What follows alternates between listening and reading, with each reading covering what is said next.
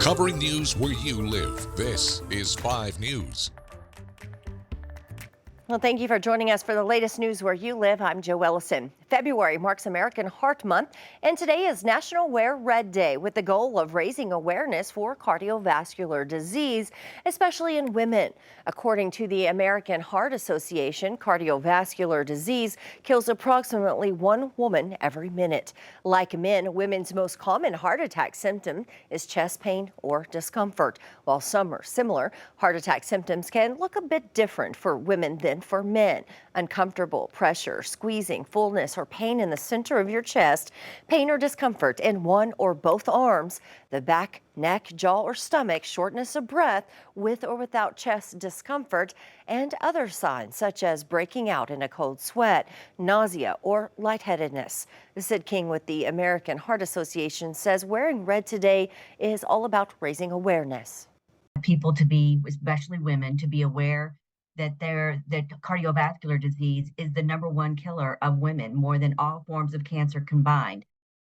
Well, if you ever feel that you're having symptoms, call 911 immediately or seek medical attention.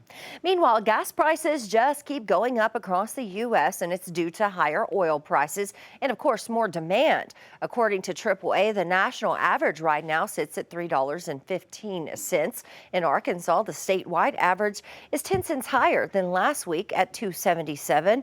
In Oklahoma, on average, you're seeing it for $2.71.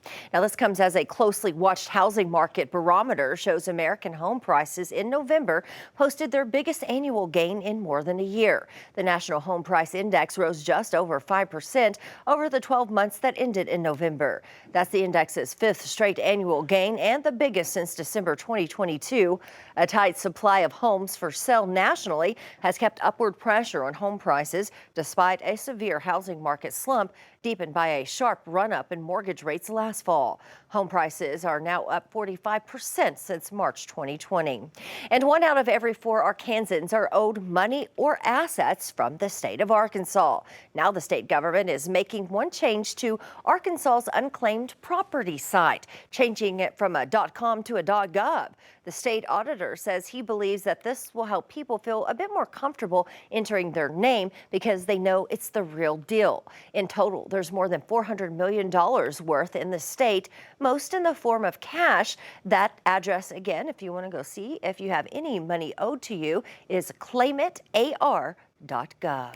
And just a reminder, Super Tuesday is now almost a month away. Meeting time is running out to register to vote if you haven't already done so.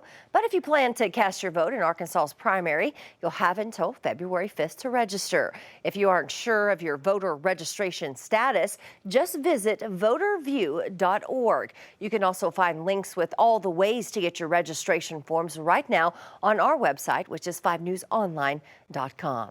And we'll get to more news in just a minute. But first, let's get a check of that weather heading into the weekend with meteorologist Zach Scott. Hey, Zach.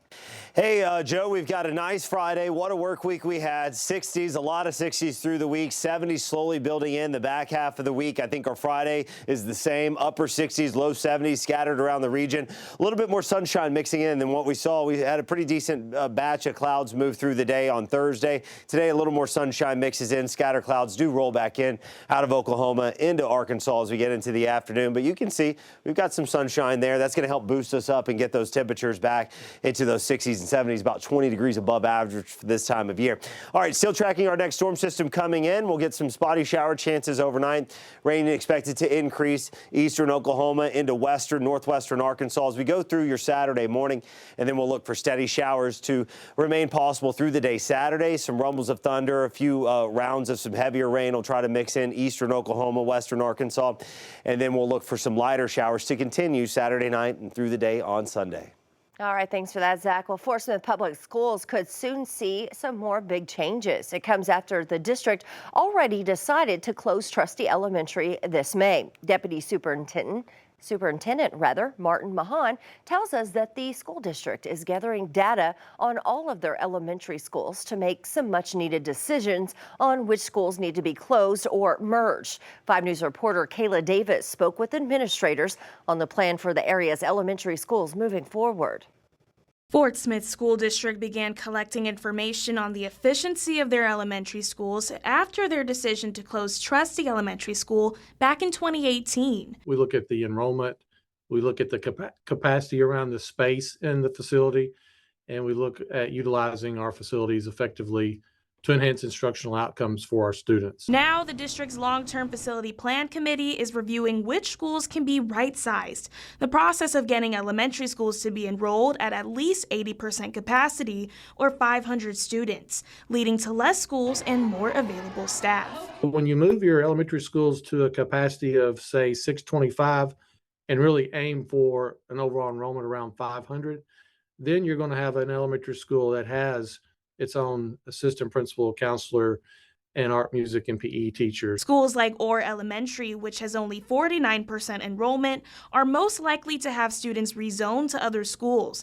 But Mahan says no final decisions will be made until the research is presented to the board on April 22nd. This is just a committee looking at the data, looking at facilities, looking at attendance area zones, and of course, they make recommendations to our school board. And our school board will look at that recommendation to say, is this something we want to do now? Is this something we want to do in the future? Or is this something maybe we don't want to do?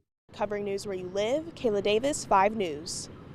Well, thank you for joining us here today for the latest news and weather where you live. We hope you have a great weekend.